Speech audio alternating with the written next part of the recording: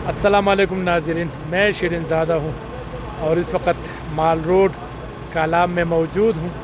बर्फ़बारी का सिलसिला खूब जारी है और महकमे मौसमियात ने हैवी स्नोफॉल की पेशगोई की है।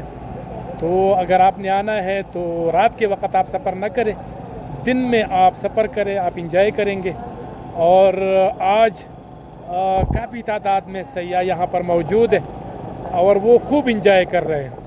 तो सर्दी से बचाव के लिए आपके पास गर्म कपड़े, जैकेट वगैरह होनी चाहिए, ख़ासकर शूज़, ताकि शूज़ अगर आपकी बेहतरीन है तो फिर आप इंजॉय कर सकेंगे।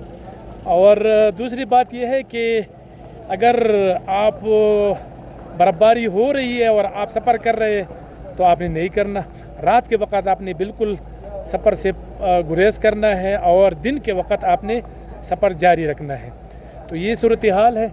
अगर आपने यहाँ पर गर्म होना है, गरम गरम चाय वगैरह, ये जो है ना मटका चाय, ये आप पी सकते हैं, क्या ही बात है।